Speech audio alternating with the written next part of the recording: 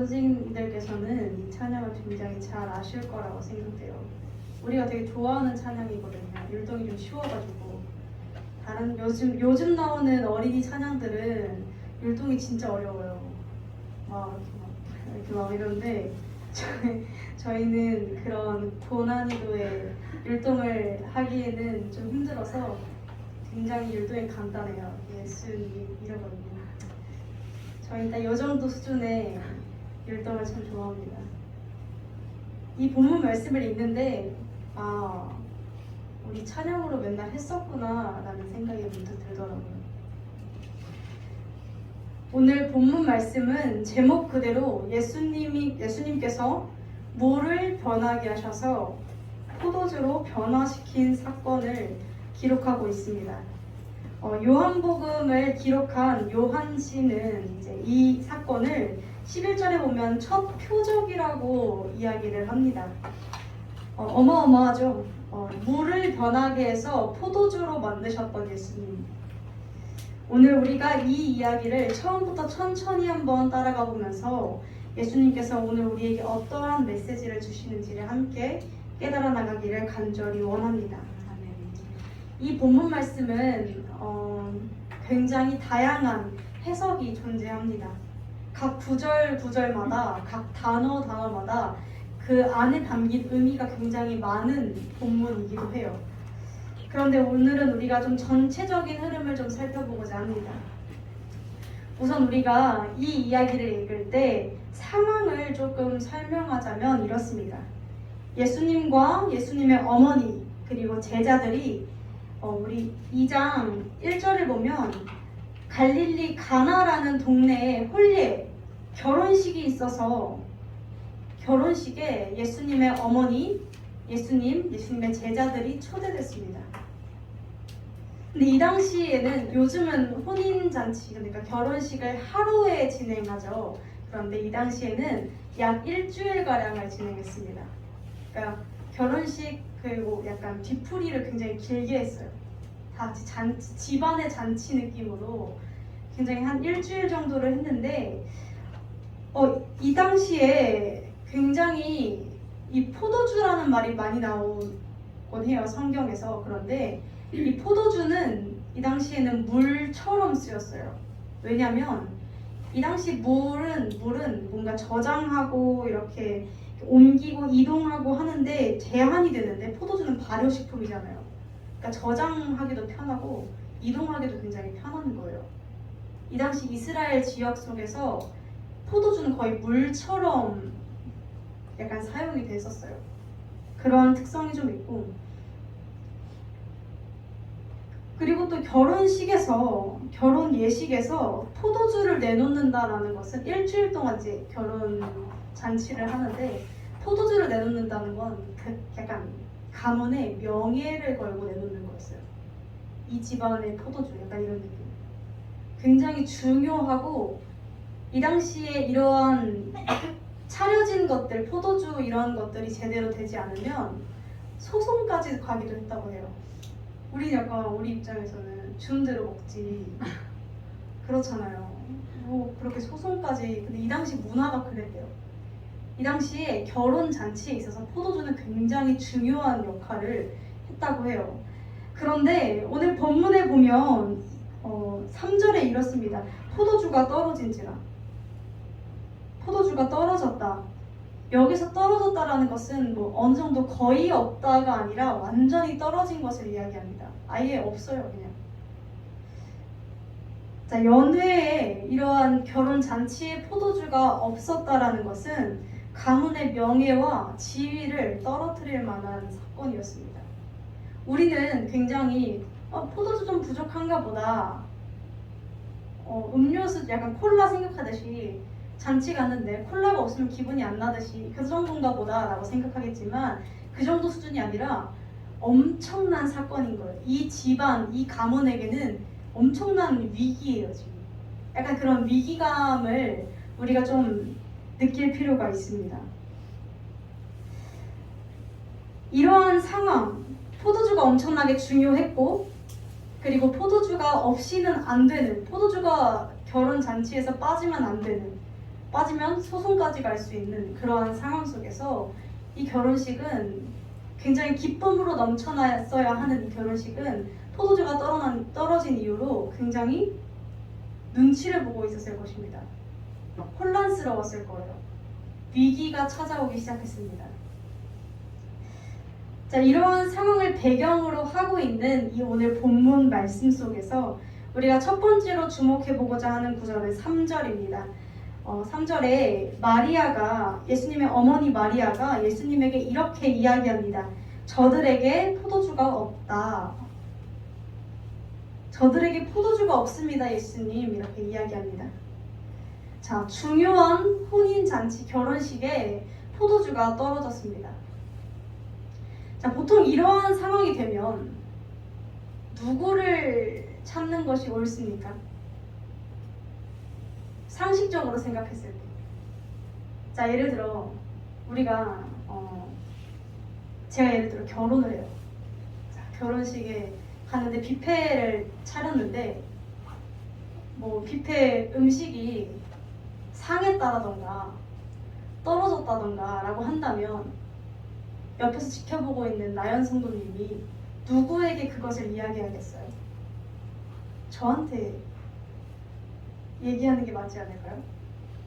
그 결혼식의 주최자잖아요. 그죠?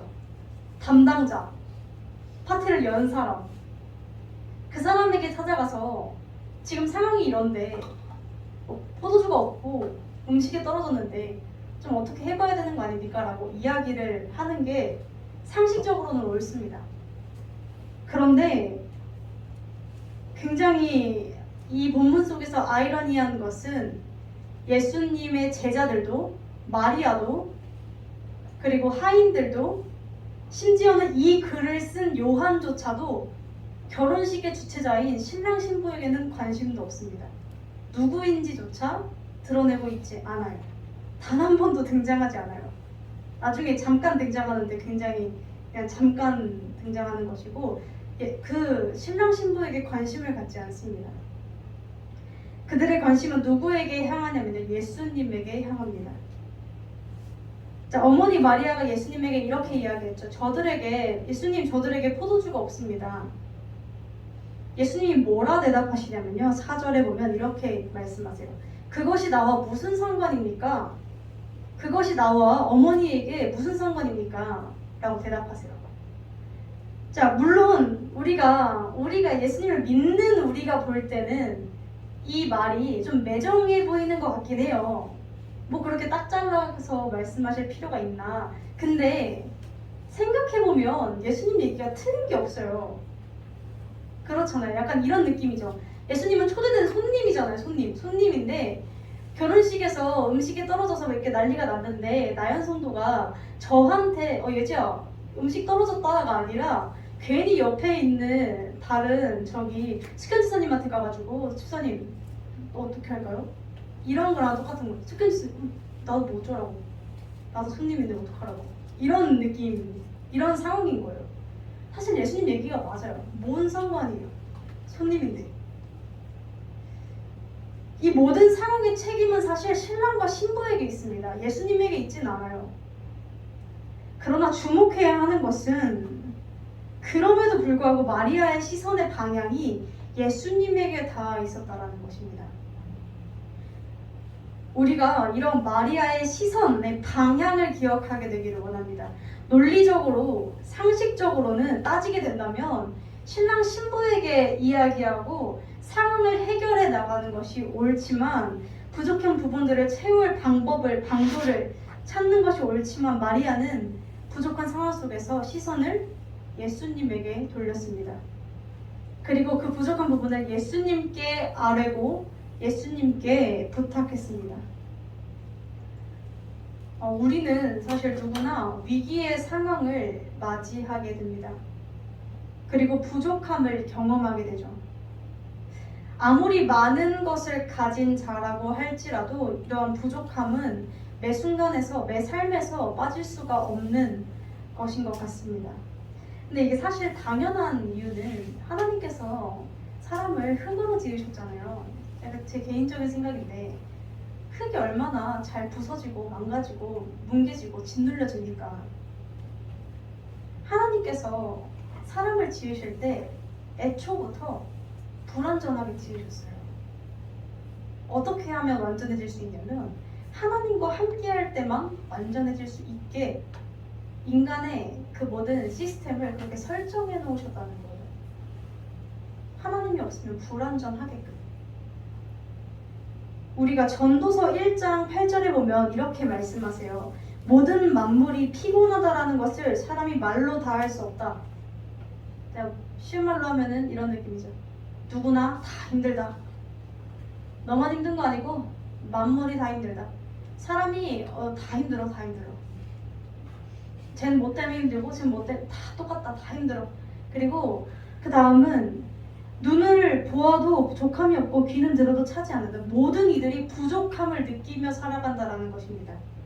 아무리 많은 이도 적은 이도 각자에게 부족함은 다 다를지 모르나 부족함은 언제나 누구에게나 존재한다라는 것이죠.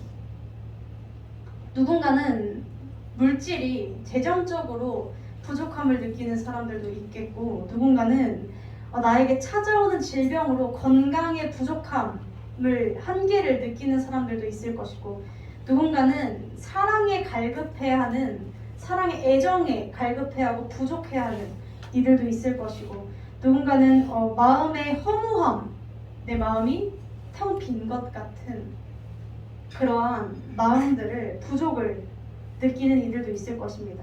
우리는 누구나 이렇게 위기를 경험하고 또 부족함을 경험하며 살아갑니다. 중요한 것은 누구나 찾아오는 이 위기와 부족함을 어떻게 채우겠냐라는 것이겠죠. 마태복음 7장, 제가 말씀을 까먹고 안 드렸는데 마태복음 7장 7절에 이렇게 말씀하세요. 구하라 그리하면 너희에게 주실 것이요. 찾으라 그리하면 찾아낼 것이요. 문을 두드리라 그리하면 너희에게 열릴 것이니 구하는 이마다 받으리요. 찾는 이는 찾아낼 것이요. 두드리는 이에게는 열릴 것이라. 너희 중에 누가 아들이 떡을 달라 하겠는데 생선을 달라 하는데 뱀을 주며 돌을 줄 사람이 있겠느냐. 라는 것은 하나님 아버지, 우리의 참된 아버지 되시는 그분이 자식된 우리에게 우리가 구했을 때, 우리의 부족함을 아랬을 때 외면하지 않으시고 그 모든 필요를 채우신다라는 약속인 줄로 믿습니다. 예수님의 어머니 마리아가 상식과 논리를 떠나서, 이성을 떠나서 예수 그리스도께 부족함을 이야기했던 것처럼 우리 역시 우리의 모든 필요와 마음과 상황을 예수 그리스도께 아뢰고 그 모든 시선의 방향을 예수님께 고정해야 할 필요가 있는 줄로 믿습니다. 우리가 두 번째로 주목해 볼 구절은 5절입니다. 무슨 말씀을 하시든지 그대로 하라 라는 그 마리아의 이야기죠. 마리아가 이제 예수님께서 내 때가 아직 안 이뤘습니다 이렇게 말씀하셨는데 듣지도 않고 귀등으로도 안 듣고 그냥 예수님이 한번 완곡하게 거절한 거잖아요. 그런데 귀등으로도 안 듣고 하인들에게 가서 미리 말을 해놨어요. 예수님이 뭐라고 하시던지 그대로 하라.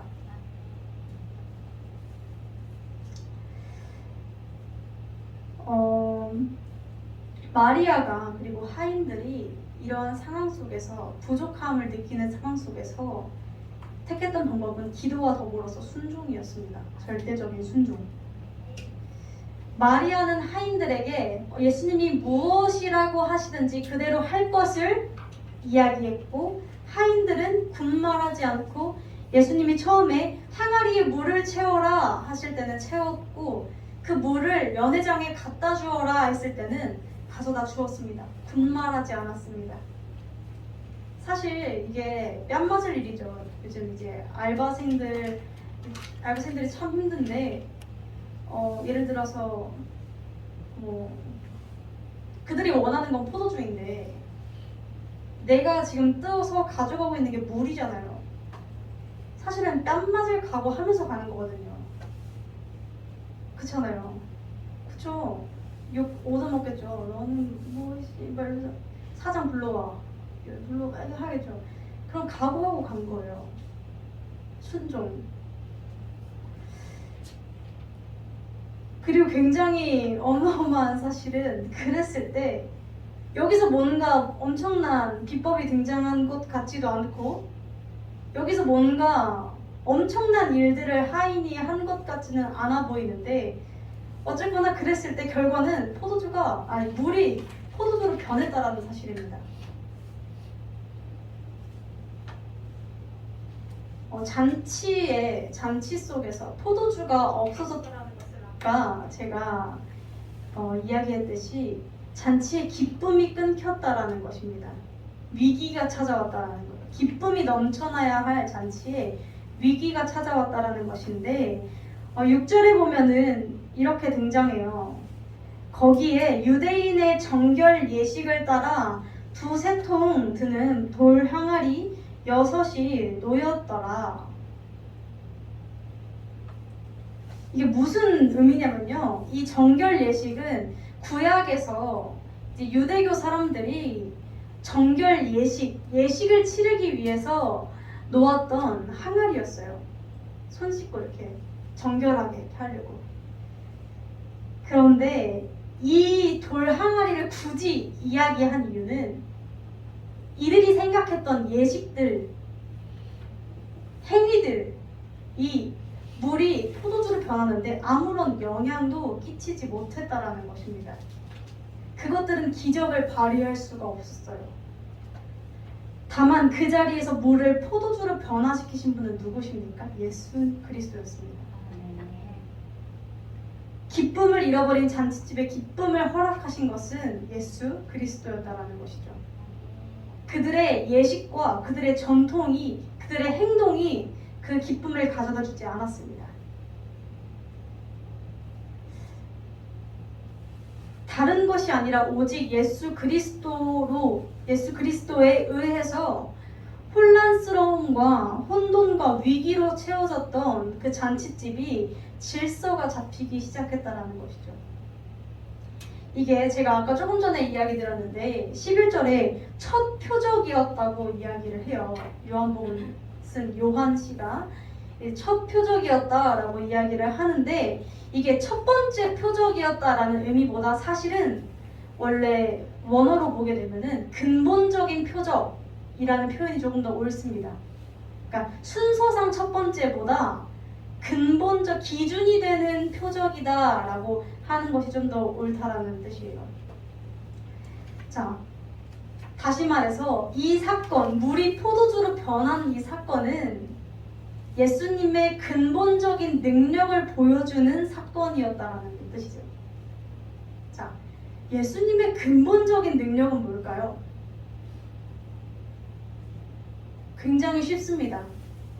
자, 근본적인 능력하면 뭐가 떠올라야 되냐면 창세기 1장이 떠올라야 합니다.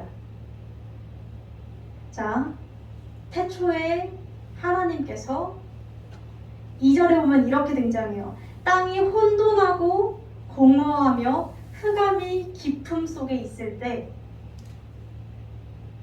이때 하나님께서 뭐라고 하시죠? 빛이 있으라.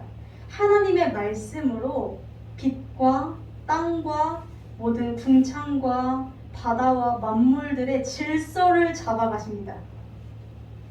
하나님 예수님의 근본적인 능력은 창조의 능력입니다. 말씀으로 창조하는 능력, 말씀으로 생명을 부여하는 능력, 말씀으로 질서를 잡아가는 능력입니다. 예수님의 말씀은, 하나님의 말씀은 혼란스럽고 어지러운 상황 속에 질서를 잡아줍니다. 이 땅에 질서를 세우시고 나의 마음 속에 질서를 잡아주십니다.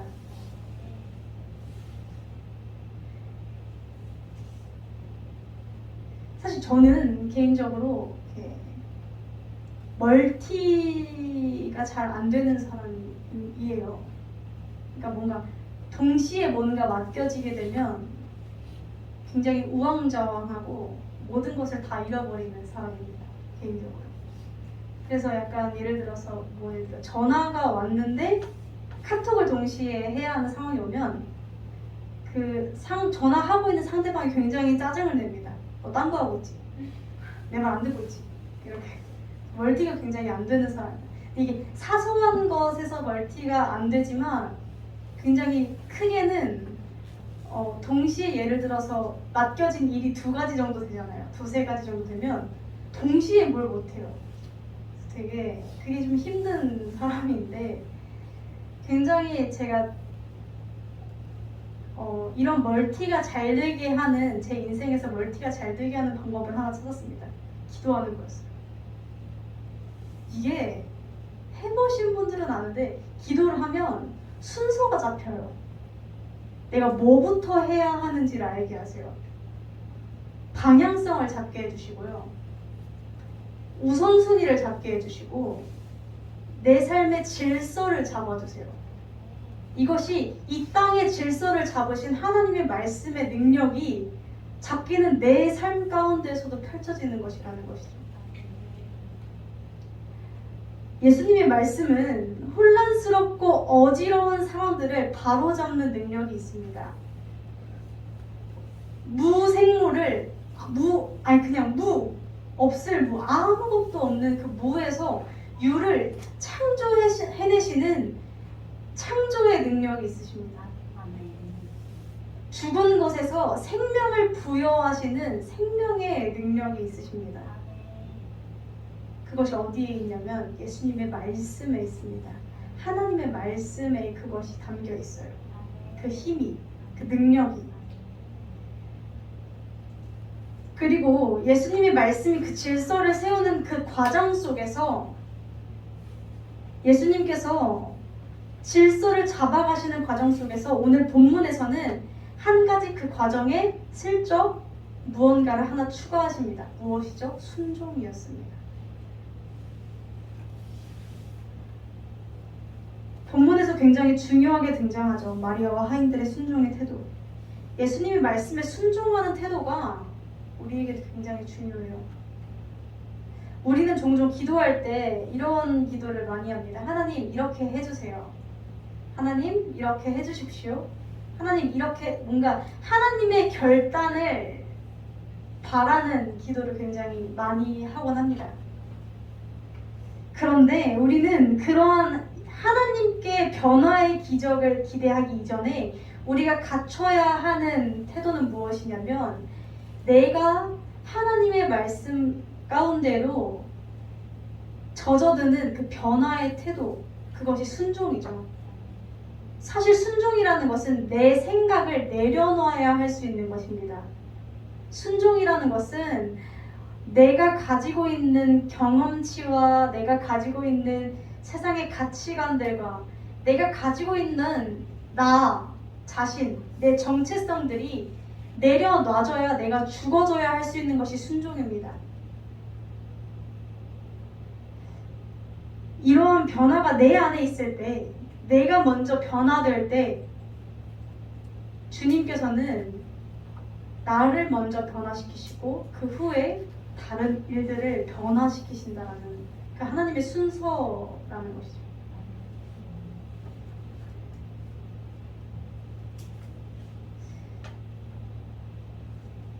이것이 우리가 이제 기도를 하다 보면 그러한 경험들이 좀 있는 것 같아요. 처음에는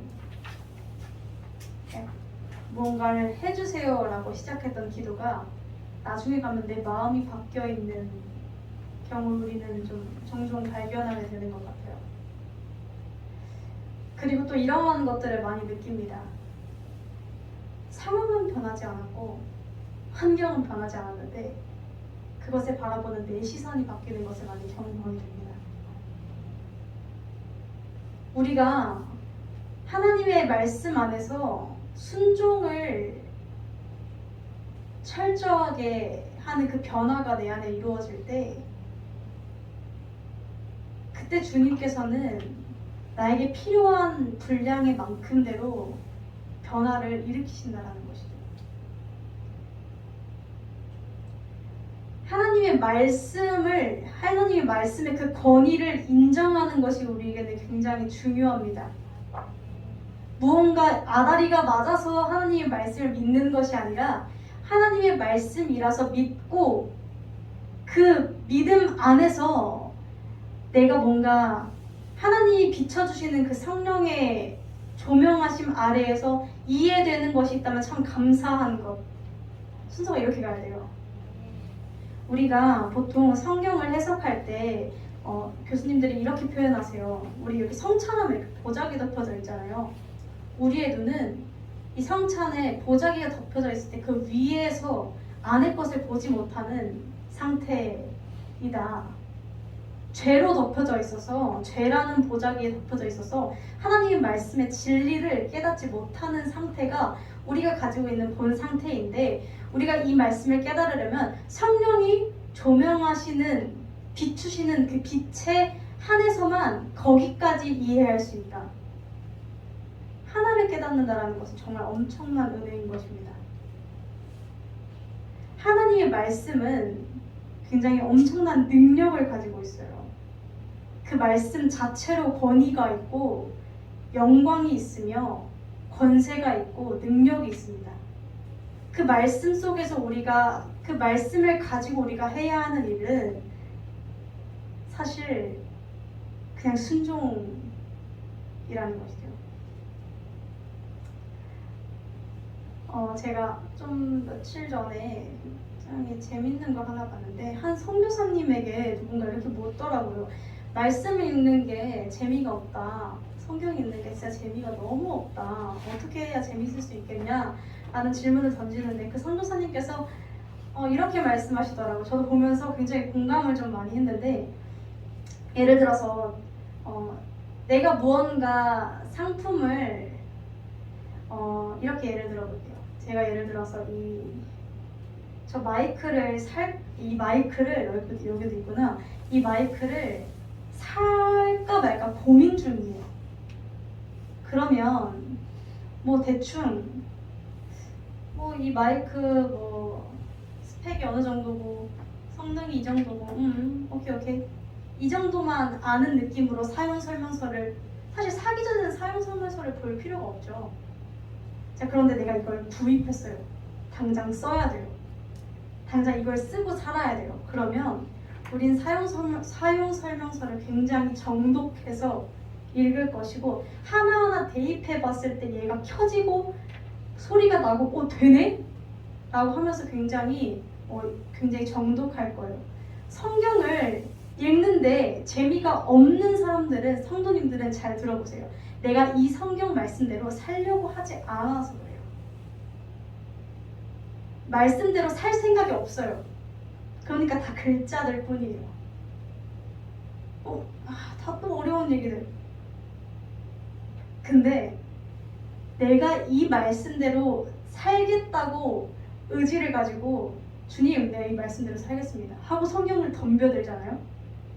날마다 얼마나 깨지고 얼마나 내가 봐야 하는 말씀이 많으며, 내 삶에 적용시킬 때마다 뭔가 변화가 조금씩 일어날 때마다 이거구나, 이 맛이구나, 이 맛에 성경 보는구나 하면서 성경을 펼치고 그 말씀 가지고 기도하고 말씀 가지고 매달리고 말씀에 죽고 살아요. 내가 이 말씀대로 살려고 하면, 이 말씀은 하나님의 말씀은, 하나님의 지혜는 세상의 그 어떤 지혜보다 가장 우선시되는 지혜를 하셨어요. 가장 근본되는 지식이라 하셨어요. 세상에 많은 지식, 공부들이 있겠으나 그 중에 제일 먼저는 하나님의 말씀입니다. 그 말씀으로 시작해서 모든 것이 시작되었기 때문에 그 말씀대로 내가 살려고 한다면 이 모든 말씀들은 나에게 그 자체로 생명이 된다는 것이죠. 우리에게는 그 말씀대로 순종하려는 태도가, 기적을 기대하기 이전에 그 말씀대로 순종하려는 태도가 우리에게 먼저 있어야 하는 줄로 믿습니다. 마지막으로 함께 살펴보고자 하는 것은 기적이 일어난 후의 상황입니다. 물이 포도주로 변화했습니다. 초자연적인 역사가 일어났죠. 모두가 기뻐할 소식이었고 기적을 체험했고 위기를 극복한 상황입니다. 그런데 이게 그 당시에 이 상황에서 모두가 다 같은 반응을 보이지 않았어요. 그게 좀 아이러니한 것인데 두 가지 반응으로 갈립니다. 우리가 보면은 근데 봐봐요. 우리가 만약에 제가 이걸 물을 마시는데 물이 마시다가 갑자기 포도주로 변했어요. 그럼 저를 아마 마술사니 뭐니 막 그럴 거예요. 당연히 저를 주목하지 않겠어요. 제가 이걸 마시면서 갑자기 이 색깔이 막 보라색으로 변하고 눈앞에서 포도주가 변하면 믿겠죠. 제가 말해서 자 변합니다 여러분 변해요. 변했는데 갑자기 자 예수 믿으십시오. 그럼 믿으실 거 아니에요. 사실 그렇잖아요. 눈앞에서 그런 걸 봤는데 근데 다 같은 반응은 아니었다라는 것이죠. 말씀을 보게 되면 이렇습니다. 먼저 첫 번째 무리는 이렇습니다. 9절에 보면 연회장은 물로 된 포도주를 물이 변하여 포도주가 된 그 포도주를 맛보고도 어디서 났는지 알지 못하되. 자 10절 말하되 사람마다 먼저 좋은 포도주를 내고 취한 후에 낮은 것을 내거든 그대는 여기서 그대는 누구예요? 신랑이죠. 신랑 야씨 너 처음보다 나중 게 더 좋은 거 내네? 어디서 났는지 알지 못해서 아무도 신경 쓰지 않았던 그 신랑에게 처음으로 관심을 줍니다. 연회장이. 자 그리고 두 번째 하인들은 9절 하반부에 이렇게 등장합니다. 물떠온 하인들은 알더라. 순종한 이들은 알더라. 순종한 이들은 이 포도주가 왜 변했는지 알더라. 자 그리고 11절 가나에서 행하여 그의 영광을 나타내심에 제자들이 그를 믿으니라. 반응이 나뉩니다. 마냥 위기 넘겼다, 기적 체험했다, 사람들 기뻐하며 좋아했다 라고 이 이야기를 마무리할 수 없는 이유는 11절에 보면 이게 첫 표적, 이 표적이 굉장히 중요해요. 표적이 왜 중요하냐면 표적은 뭔가 외부로 나타낸 현상이에요. 이게 기적처럼 뭔가 일이 짠 하고 벌어지는 것인데 표적은 뭐가 있냐면 뭔가 짠 하고 보여졌지만 그 보여진 것에 그 보여진 의도가 있다라는 거예요. 뭘 나타내기 위해서 짠 하고 보여줬다라는 거예요. 표적은 그런 의미를 가지고 있어요. 뭔가 이게 단순히 마술처럼 변한 게 중요하다기보다는 그래서 누가 변하게 했는가? 왜 변하게 했는가? 변함을 통해서 뭘 얘기하고자 하는가? 그것이 중요한 게 표적이라는 거예요. 표적은 반드시 무언가를 나타내기 위한 화살표로 쓰입니다. 예수 그리스도의 표적은 무엇을 나타내기 위함이었을까요? 예수를 믿게 하기 위함이었어요. 예수의 능력, 창세기에 등장했던 그 창조의 하나님의 능력을 다시 한 번 더 가지고 와서 그것이 떠오르게끔, 겹쳐 보이게끔 그 창조의 능력을 보여주면서 하나님의 아들이구나 를 깨닫게 하는 도구였다라는 것이죠. 그러나 연회장은 그 포도주를 맛보았고 그 자리에 있었고 예수님을 옆에서 봤음에도 불구하고 어디서 났는지 알지 못했습니다. 에몬 신랑에게 가서 이야기하죠. 그러나 제자들은 그 표적을 보고 하인들과 그 제자들은 예수를 믿었습니다. 우리가 또 한 번, 사랑하는 성도 여러분, 우리가 이 구절에서 또 한 번 깨닫기를 원하는 것은 예수를 믿게 하기 위해서 기적이 있는 것이지 기적을 일으키기 위해서 예수가 있는 것은 아니라는 것입니다. 우리는 때때로 주님 안에서 많은 것들을 경험하고 주님의 일하심을 체험합니다. 누군가는 때로는 문제를 해결해 주시는 주님을 깨닫게 될 수도 있을 것이고 누군가는 마음에 평안을 주시는 주님을 깨닫게 될 때도 있을 것이고, 누군가는 알 수 없는 벅차오르는 감정과 눈물을 흘리면서 이거구나 라는 것을 깨달을 때도 있을 것이고, 많은 방법들로 주님은 일하세요. 그리고 우리는 그 모든 것들을 뭐라 부르냐면 은혜라는 단어로 부릅니다. 이것은 하나님의 은혜입니다. 은혜는 주님의 선물이라는 뜻이에요. 그러나 중요한 것은 그 은혜에서 멈춰서는 안 된다라는 것이죠. 은혜만 원하는, 매일 은혜만 주시기를 원하는 신앙에서는 그러한 은혜 중심적인 오늘도 내일도 은혜 주십시오. 오늘 받았는데 내일 되면 까먹어서 하나님이 일하신 게 맞나? 우연 아니야? 그럼 한 번 더 해주세요. 그럼 믿어볼게요. 이것에 계속 반복이 되어서는 안 된다는 것입니다. 우리는 받은 은혜가 동기가 되어야 되고, 받은 은혜가 디딤판이 되어서 믿음으로 나아가야 합니다. 그리고 그럴 때 더 큰 일들을 보게 될 줄로 믿습니다.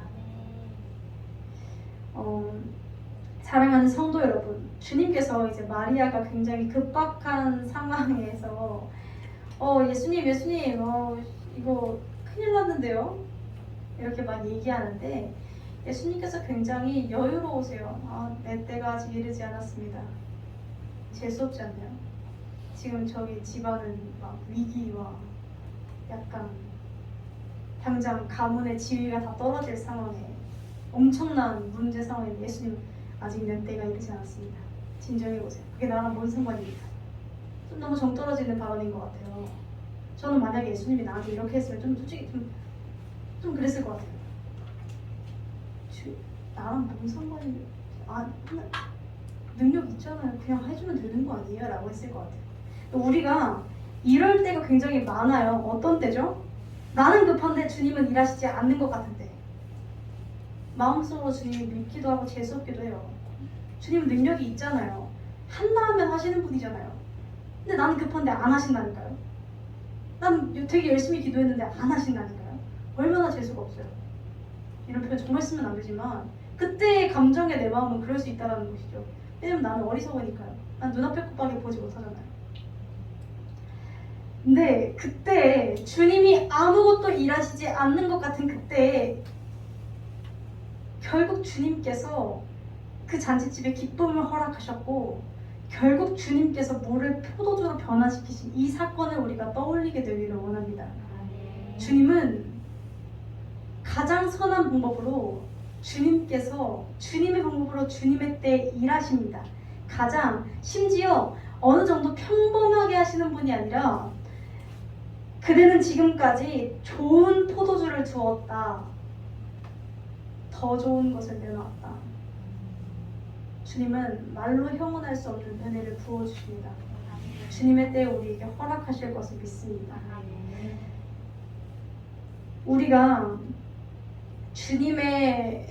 우리의 찾아오는 모든 위기의 상황과 모든 부족함의 상황 속에서 우리가 무엇을 바라보아야 하는지, 또 우리가 어디에 요청해야 하는지, 또 어떠한 태도를 가져야 하는지, 그리고 그 위기를 극복했을 때 나는 어떠한 자세로 그 사건을 계기로 어떻게 서야 하는지, 우리가 이 가나의 혼인잔치를 떠올리면서 우리의 신앙을 되짚어 보기를 간절히 소망합니다.